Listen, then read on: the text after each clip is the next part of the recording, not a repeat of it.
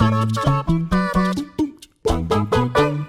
everybody, welcome to WhatCulture Gaming. I'm Scott, joined by Josh. Hello. And some things have broken in regards to a variety of Ubisoft related things, including Assassin's Creed and Watch Dogs. So let's talk about Assassin's Creed first. Interesting, you just threw me a spanner there. Why not? We were going to go into Watch Dogs, but let's do Assassin's Creed. Yeah. So, obviously, you know, Assassin's Creed is back on top form. We've had Origins, we've had Odyssey. People bloody love Assassin's Creed, and everyone's asking, as they always do when one comes out, where are we going next? Where's the Japan one?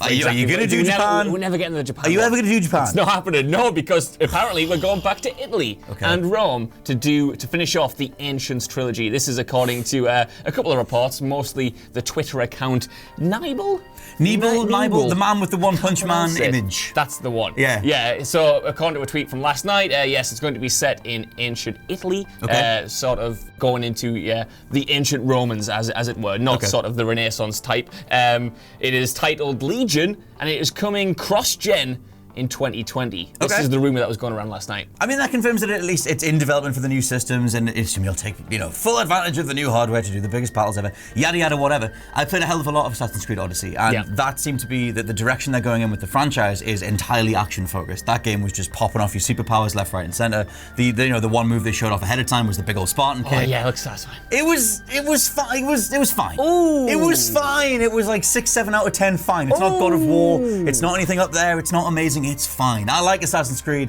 It's fine. I thought you loved it. This is a revelation to me, Scott. I always want to love it. Right. And then every now and then they'll do a really good plot point and I'll go, oh, remember when I loved that? Because I genuinely love the old games. Doesn't matter. Point being, I wonder how much they're going into more things like what was in Odyssey. More big battles, more over the top stuff. Yeah. More things where you'll just have an excuse to bust out, visually pleasing powers. Yeah. And especially, saying that it's called Assassin's Creed Legion and it's set in a time period where you've got different wars and factional warfares and stuff. I mean, is that something you want to see? I've been out of the game for a while now, but this whole idea of like the past two games and the way they've reshaped Assassin's Creed has sort of got me interested in a way that I wasn't when the game was sort of fading out into obscurity before. But how do you think they've taken that? You played both the last two to death. Is this sort of identity shift been something that's actually benefited the franchise, or has it taken it off rails? It definitely benefited the franchise, being that it was flatlining after Assassin's Creed Unity. I mean, I actually quite liked Syndicate, but it took some time. It took them they had to go back to the drawing board. Me and Jules, I think we covered Assassin's Creed Origins when it first got announced. Just looked laughably bad. The weird, awkward arrow going through midair. It just looked very rough. But those games do have a lot to offer in terms of the sheer size of the open world, and I do think they've found a nice little niche in terms of just here's a massive loot grind and here's a whole bunch. Like, the world looks graphically gorgeous. Like, there's a lot of over-the-top lore stuff that they started bringing back with the present-day things and time-traveling staffs, and here's Atlantis and here's a Pegasus and whatever. There's a lot of stuff in there that's ridiculous. So I guess if they have things to pull from, they can do a big over-the-top celebration of how insane the franchise has become at this point. But why not Japan? As I smash the thing we're on. Stop smashing up the studio, Scott. I just want to smash things because why would it be in Japan? Because everyone keeps asking for it, right? My theory is, at this point, everyone is demanding Japan every single year. How long have we heard about Japan for? What, 10 years? Since the beginning of the franchise. And at this point, there's a level of expectation that if I was Ubisoft, I wouldn't want to touch that. Because you do it, you get a sudden wave of hype. Everyone like, yes, they're finally doing Japan. How can you live up to that, Scott? It's been like 10 years. All you need to do is just reskin Assassin's Creed Odyssey, just change the kunai, make them kunai, get rid of whatever throwables you have, give us some shuriken, give us some kunai, just do an old school, ancient feudal Japan style Assassin's Creed. Yeah. It was in the concept art for Assassin's Creed Black Flag. It's been talked about so much. Hokkaido, Japan has been referenced in the thing. It was part of Subject 13's visions on the wall in the first game. It always seemed like that was where they were going to go, and they never did. Well, would that be a natural point to round off this trilogy, though? Because this seems like it's very much the climax to an informal trilogy that began in Origins. Would it make sense, or would it make more sense as something new after we've finished this off? I mean, every time they've addressed it, they've said, we're not going to do it because it's too obvious, it's too easy, it's what everyone wants to see, or whatever. Like you said, they can't live up to it. So pushing it back even further, then yes, maybe means that they're never going to get to it because in their heads it's impossible to capitalize on. I would argue the opposite, but whatever. I mean, I didn't really know that they were internally referring to this as the Ancient Trilogy until now, but AC Origins and Odyssey do have a particular feel to those games that the old ones definitely didn't have. They're way more... I reference Dark Souls all the time, I don't mean to, but the combat system is clearly them taking Dark Souls. You fight with the shoulder buttons, it's all about dodging. doing whatever. And yeah, if those games now feel like open world, massively open world, Dark Souls loot grinders, and that's fine. So maybe this caps that, and then they can go back to some other version of the future of the franchise. I think it's quite an interesting way to do it, because if you have these sort of not mini trilogies, actual trilogies, specifically based around a style of gameplay, like obviously Origins rejuvenated it and completely took it to a different sort of landscape. But if you do these sort of self-contained threes, and then you can move on to something else and sort of keep reinvigorating the franchise. You know what I mean? Because you don't want Assassin's Creed to get where it was a few years ago with Unity, where they all felt the same. Whereas if you do these trilogies, you can have, you can reshape Assassin's Creed every 6 years or something. Do you know what they can do? They can round this off, they do their ancient stuff, you do all that, you get that out of the way, you do all that jazz, and then you look to Sekiro and Tenchu, and you get a grappling hook, and you do Japan with a grappling hook. Because after Sekiro, I mean, look at how much influence Dark Souls and Bloodborne have had on the industry. Yeah. Every effer in the world's gonna have a grappling hook by the end of the year. So just do Assassin's Creed with a grappling hook, like an Assassin's Creed Syndicate, and do it in Japan. Do you think the likes of Sekiro and Ghost of Tsushima have sort of lessened the chances of there ever being a kind of feudal Japan Assassin's Creed? No. I think that'll make it even more. Yes, I think that preps people to be more up for, because Eastern architecture, Eastern mythologies, all that kind of stuff. There's so much to mine there. There's so much great, there's so many different stories you can tap into. There's so many different deities that you can tap into. There's a lot of great stuff there, and even God of War hinted at that. You can totally check out a video that I did about potential sequels that God of War teases, where they sort of have a Shinto symbol in there, and it's just, there's so much to do that way. I think the likes of Nioh and Ghost of Tsushima and Sekiro just prove that stuff is so worthwhile overall. So it's about time that Ubisoft capitalized. Well, here's the thing. All is not lost. Because when this rumor came out, obviously the great man Jason Schreier, who knows everything about all video games in development, came out and said that he doesn't think this is true. He didn't outright say it's not true. He said he doesn't think so. Okay. So obviously his sources are telling him one thing, whereas the other sources are saying another. Who knows? I've got to have a little thing. I love how much Jason Schreier has become like he's just embraced the banter, which is like, I don't even know if Americans know what banter is, but it's sort of like an inflated version of a certain thing.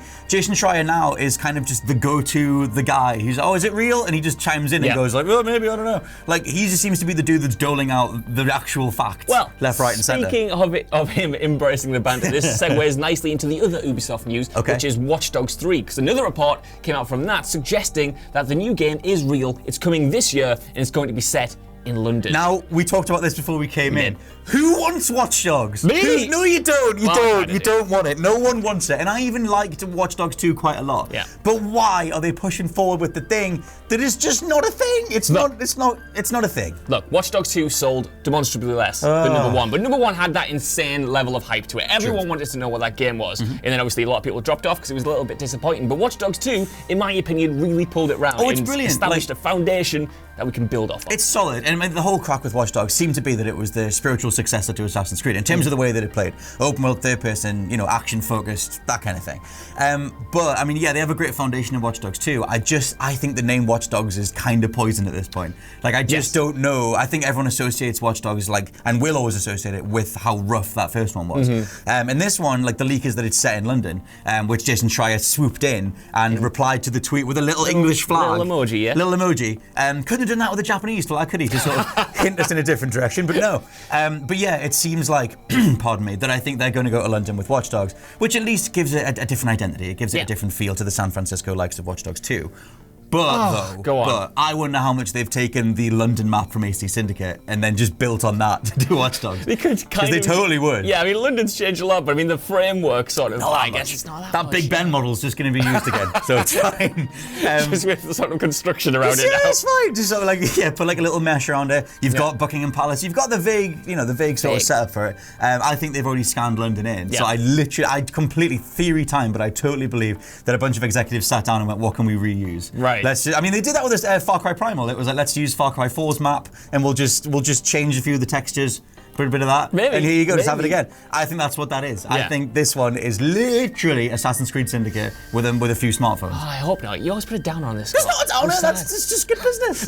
There are some other sort of information that was coming out. Apparently, it's obviously set in London. You get to play as a brand new character, and it's going to focus on smaller weapons in sort of like smaller hand-to-hand combat, which not I yo-yo. like. Maybe not a yo-yo again. The hacker men in Watch Dogs 2 would have definitely used a weaponized yo-yo. It's It's true. It was like a ball and a string. Yeah, sort of. It was just weird. That Game, because one of the biggest problems with Watch Dogs 2 is that you were going around murdering people, driving people over in your car, and then you would go to a cutscene and Marcus would be the most happy man ever. Like, looting narrative problem that Uncharted's had and many games have had. But they seem to be trying to solve it. Like, they had these little makeshift bully-style weapons about, like, we're just going to knock people out with a tennis ball and a string. And I was like, that's cool. If they find a way to do that, where you actually play non-lethally, but in like a fun way or whatever, that's a potential way for Watch Dogs to have its own identity. Well, that's interesting, because when I played through Watch Dogs 2, it felt wrong every single time I had to use the gun. I tried to play it as non-lethally as possible, or to use the hack into my advantage. And, you know, everyone knows that if you hack something and then someone gets exploded by accident, that's not your fault. That's not the same as using a bazooka to take someone out. That's definitely the way the law works. Yeah, it is. Sure. So I played through that game trying to avoid that distance as much as possible. So I would love it if this was true and they try to double down on that and try to give you more options to tackle the combat, because the combat always kind of was the worst part of Watch Dogs, especially when you just got funneled into those third-person shooting